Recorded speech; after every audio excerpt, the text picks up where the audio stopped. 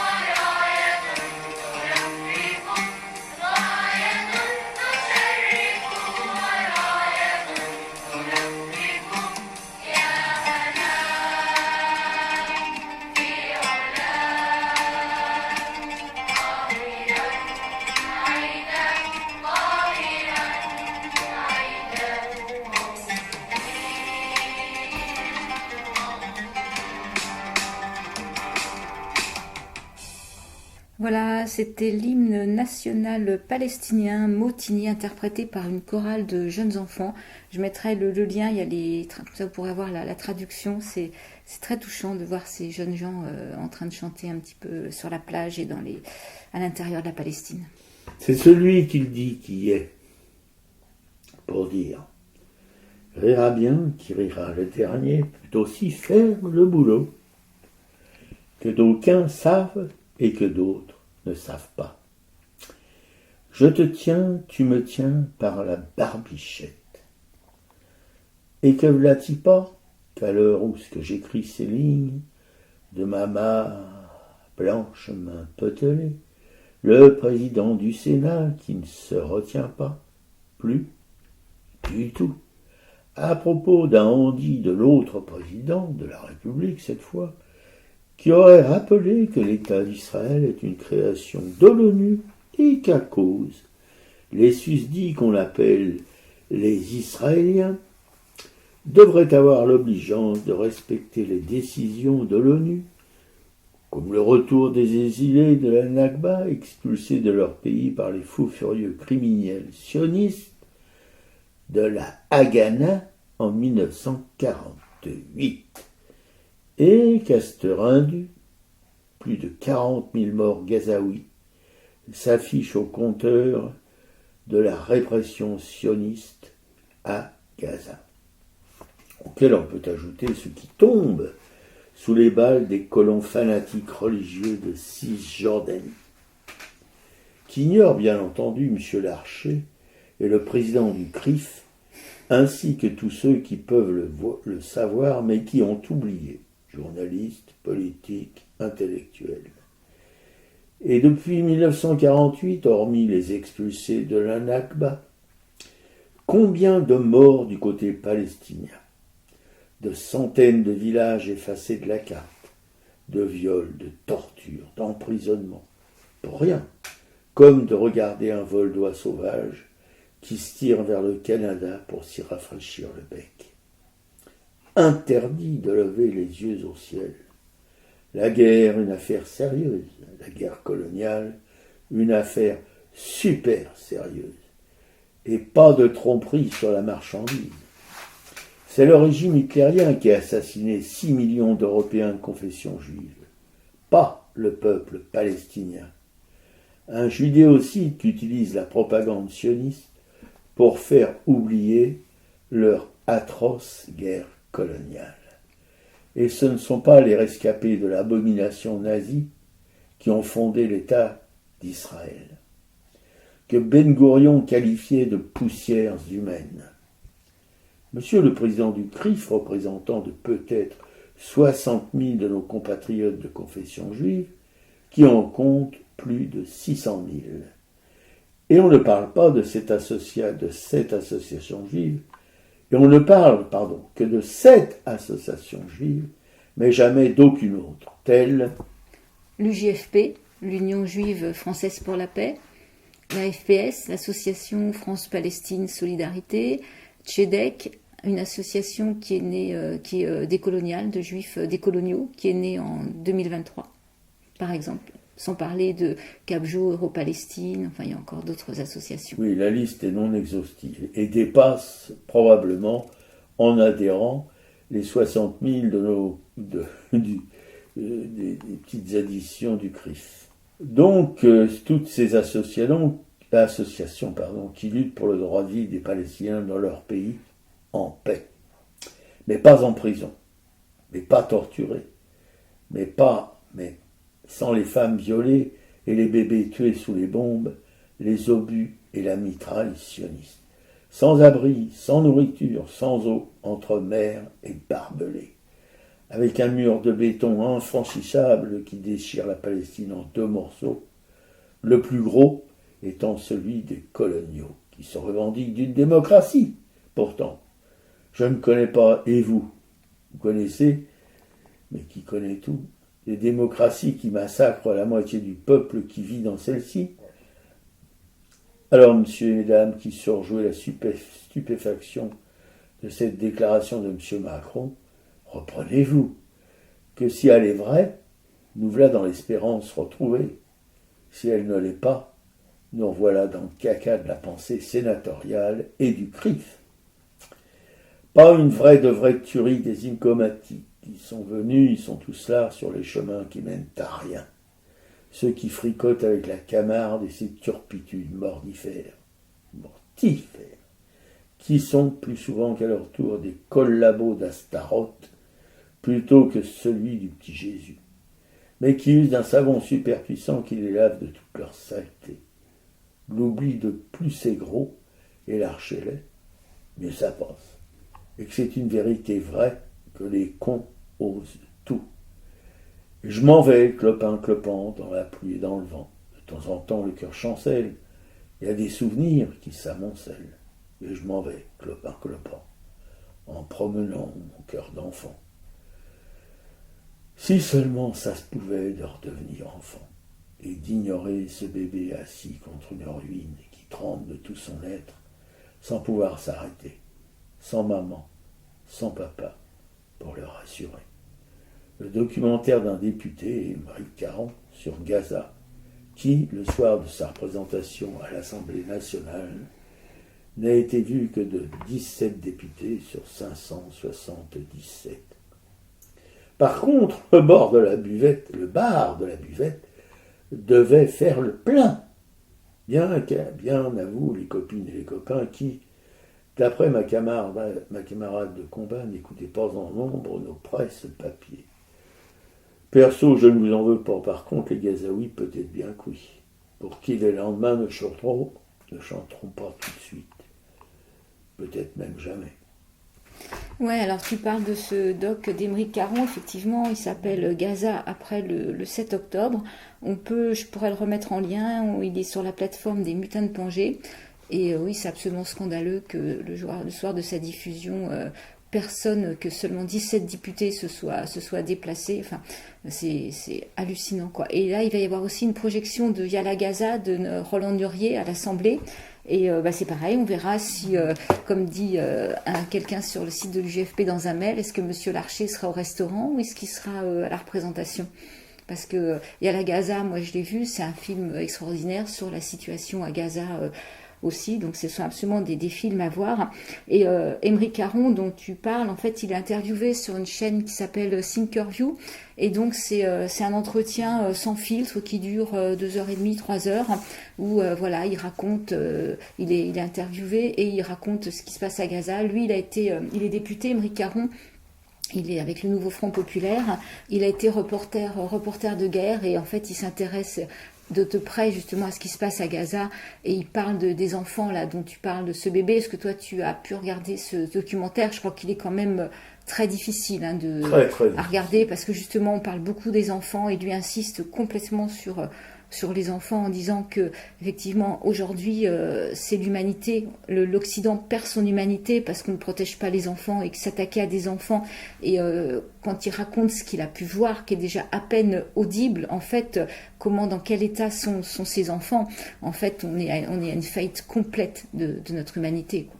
Oui, un enfant qui a eu les deux mains coupées, qui demande à ses parents si elles vont repousser. Oui, sans parler effectivement des enfants qui sont visés volontairement par des snipers, qui ont 2 impacts de balles, un sur le cœur, un dans la tête. Enfin, et en plus, on va pas tout décrire parce qu'on va pas faire la surenchère d'abomination. Mais là, on est dans une barbarie sans nom. Donc cette armée, soi-disant la plus morale du monde, est vraiment la plus immorale du monde, quoi. Ça fait aucun doute là-dessus. Si jamais elle a été morale, en tout cas, est devenue la plus immorale. Et alors pour continuer justement sur un peu cette actualité, voilà, il y a eu un article dans Blast en fait qui a critiqué dans le Canard enchaîné, sur la page 7 du Canard enchaîné, qui est la page réservée un petit peu aux caricatures politiques en fait, et là le Canard fait une caricature de Rima Hassan en fait et fait un portrait vraiment à charge qui dégouline de fiel et qui se moque un peu de cette eurodéputée. Donc Blast l'a bien dénoncé. Et en fait, ce qu'il dénonce tout d'abord, c'est que la femme qui a rédigé cet article l'accuse de toujours se présenter comme fille de réfugiés. Et en fait, effectivement, donc ce Rima Hassan est bien une fille de réfugiés parce qu'elle était palestinienne et qu'elle a dû être, elle a vécu, je crois, jusqu'à ses 8 ans en Syrie, dans un camp de réfugiés, qu'après elle a fait des études de droit, de juriste et qu'elle est venue à Paris. Mais et en fait, elle assimile les réfugiés. Elle fait des assimilations qui sont complètement erronées. C'est-à-dire qu'elle compare avec, par exemple, les pieds noirs. Et en fait, les pieds noirs sont pas du tout des réfugiés. Les pieds noirs étaient des gens qui sont partis vivre en Algérie, qui étaient des colons. Donc en fait, qui ont été chassés par l'indépendance. Donc on peut pas du tout comparer la condition de Rima Hassan et la condition des pieds noirs, quoi. À l'écoute de ce que tu dis, si elle a vraiment toute sa tête, cette pauvre femme. Ah oui. Alors déjà, le titre de l'article laisse quand même vraiment à désirer parce que c'est Gaza oui, mais non. Donc c'est un jeu de mots dont on se passerait bien. Voilà, on est quand même à un moment où ce qui se passe à Gaza, au Liban, n'a pas d'équivalent pour l'instant sur le nombre de bombes qui sont mises sur les crimes dont on parlait tout à l'heure, sur les atrocités. Donc on n'a pas besoin que le canard fasse un jeu de mots aussi ridicule. Et il y a toute une ironie méprisante dans ce qui la présente justement toujours donc comme fille de réfugiés. Et en fait, ils ont l'air aussi que l'accusatrice de Rima Hassan a glissé quelques intrus justement dans la longue liste des filles et fils de réfugiés, comme ce que je disais tout à l'heure, où elle confond, où elle mélange donc les pieds noirs, les boat people, les harkis, les rwandais. Enfin bon, elle fait toute une assimilation qui n'a absolument aucun sens. Donc il faut rappeler, comme le fait Blas justement, que non, les Palestiniens ont été chassés de leurs terres, comme tu disais, en 48, et que ce ne sont pas les pieds noirs qui ont dû quitter l'Algérie en 62. Voilà. Donc c'est quand même un peu triste que le Canard en fasse accueille ce genre d'article dans sa dernière page, avec une caricature en plus qui est vraiment enlaidissante, comme toute caricature. Je trouve que c'est pas le moment, quoi. Voilà. Moi, j'avais déjà été choquée quand le Canard avait laissé passer un cartoon qui assimilait l'antisionisme à l'antisémitisme au moment où il y avait les vaccins, où ils assimilaient les antipasses aux antivax. Je trouve que c'était déjà insupportable. Donc là, on reste quand même sur quelque chose qui ne va absolument pas. Donc je ne sais pas où se place ce Canard, je ne sais pas pourquoi ils font ça, mais clairement, c'est inexcusable, quoi. Absolument. Voilà. Pour être gentil. Et donc sinon c'est pareil aussi, il y a Smotrich, donc ce fameux ministre israélien qui a prévu de faire une visite en France pour un gala autour d'Israël, et donc il y a toute une mobilisation sur non, il faut pas qu'ils se déplacent. Il y a un groupe d'avocats qui a fait une lettre au préfet en expliquant que justement à l'heure où on a peur de tout ce qui pourrait générer des troubles à l'ordre public, l'avenue de Smotrich, qui a eu des propos quand même qui a des propos diffamatoires ne peut pas être accueilli ici parce que c'est des propos trop violents et qu'on n'a pas à accueillir quelqu'un qui... Non, c'est quelqu'un qui fait l'apologie du meurtre. C'est un religieux fanatique qui supporte tous les colons de Cisjordanie qui assassinent journellement des Palestiniens pour leur voler leurs terres, leurs maisons, etc. quoi. Non. C'est ce genre de personnage dont Netanyahou a le besoin dans son cabinet, dans son gouvernement, s'il veut continuer à exister, quoi. Voilà. Il y en a deux, il y a Smotrich et puis il y a un autre zozo là du même calibre, voilà, qui sont là pour justement permettre à Netanyahou de continuer à gouverner. Ouais. Et comme effectivement la CPI n'a pas émis définitivement le mandat d'arrêt international contre lui, il peut encore venir en France sans être arrêté, et que effectivement, je pense que ces mandats d'arrêt ne seront peut-être jamais promulgués parce que il y a des pressions énormes, je pense surtout des États-Unis, comme par hasard. Ou du Mossad aussi. Enfin, on sait très bien de quoi sont capables les Israéliens pour faire pression. Et d'ailleurs, Émeric Caron, dans ce long interview sur Gaza et avec d'autres considérations politiques, dit que lui-même reçoit des menaces de mort qui concernent lui, qui concernent sa famille. Enfin, il ne rentre pas dans les détails. Mais on voit très bien aujourd'hui, en fait, quand on est défenseur du droit international, on devient des criminels, quoi. C'est quand même hallucinant ce renversement de situation. On demande simplement à ce que le droit international soit appliqué, qu'il n'y ait plus de crimes de guerre, qu'il n'y ait plus de crimes contre l'humanité. C'est quand même, là, on est face à un génocide, c'est quand même prouvé. Quand on regarde la définition d'un génocide, il n'y a pas de doute, on est face à un génocide, quoi. Absolument. Et là, c'est pareil, il va y avoir un autre salon de l'armement et qui s'appelle Euroval, je sais pas, Euronaval, auquel Israël devait participer. Donc il y a BDS, Boycott des investissements sanctions, qui s'est investi pour qu'Israël ne participe pas. Au départ, on a dit ok, ils ne participeront pas. Finalement, on dit si, ils peuvent peut-être participer si ce qu'ils présentent, c'est pas des armes de guerre. Oui. Voilà, toujours dans un salon de l'armement, non, mais non, ils nous mais prennent pour des gonfle-bouffies. Voilà, c'est toujours un peu ce double discours où on joue sur les mots et effectivement on se fiche complètement de nous, quoi. C'est absolument insupportable. Et peut-être un autre point justement qui vient de l'association France-Palestine Solidarité, qui dit que des ONG israéliennes avertissent la communauté internationale qu'elle sera complice si Israël transfère de force la population du nord de Gaza. Donc, moi, je pense que peut-être qu'effectivement, à un moment, nos politiques, il faut qu'ils soient face à des juges, en fait, qu'ils aient à répondre de leurs actes, de leur non-intervention. Ils sont complices. Et nous, on se sent complices alors qu'on ne fait pas, on ne peut rien faire de plus. Mais nous sommes complices aussi. Mais nos dirigeants sont complices. Et il y a des noms, il y a Macron, il y a Attal, il y a Séjourné, il y a des gens, on peut les nommer, qui sont complices de ce qui se passe aujourd'hui de crimes contre l'humanité. Bien sûr. Tous les matins, combien de morts faut-il ajouter au décompte? Combien de cadavres encore faut-il ajouter à la honte? Gaza bombardé, massacré, enfants ciblés, mères en pleurs. Deux mots viennent à mes pensées: la lâcheté et le déshonneur.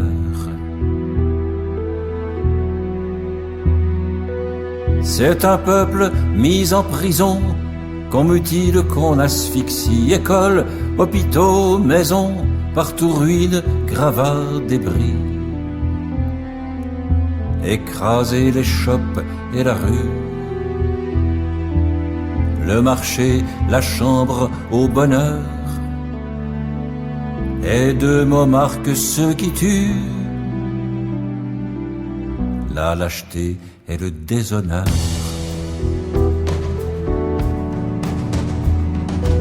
Soldat planqué dans ton blindé, puissant comme 20 forteresses, dont un seul obus va briser, sans risque pour toi, 20 jeunesses. Et toi, pilote, routinier, avec tes missiles de l'horreur, ou personnifiés à jamais, la lâcheté et le déshonneur.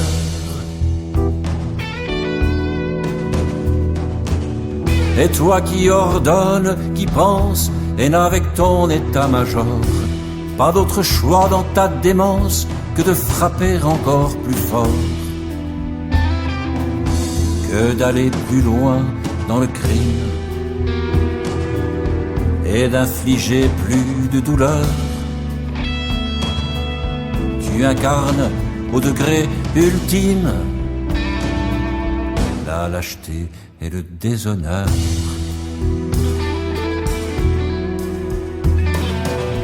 Non, la lutte n'est pas égale entre 1000 avions, 1000 chars, 100 000 bombes infernales et un peuple enfermé à gare. Taisez-vous, gens de propagande, larbins sans conscience ni cœur. Vos mots sont fientes qui défendent la lâcheté et le déshonneur.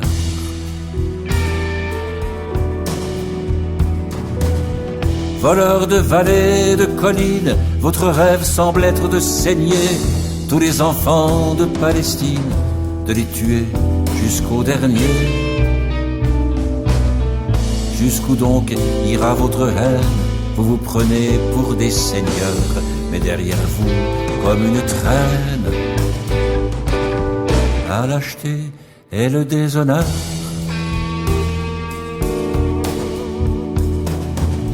et lui et elle, et vous d'ici, femme ordinaire, simple passant. Où sont votre rage et vos cris, le silence est assourdissant. Et toi, le premier d'entre nous, veulent qui reste spectateur. Voici que retombe sur nous ta lâcheté et ton déshonneur.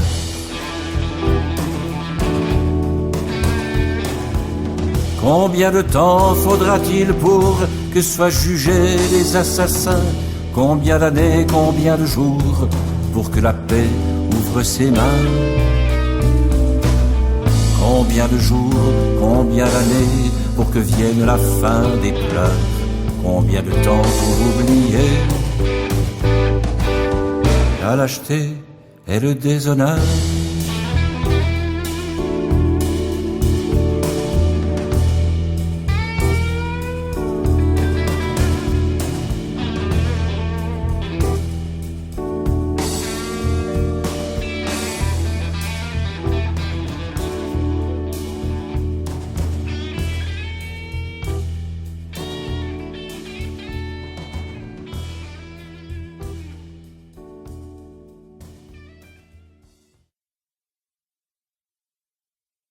Michel Buller, Gaza 2014, mais ça peut être tout à fait Gaza 2024.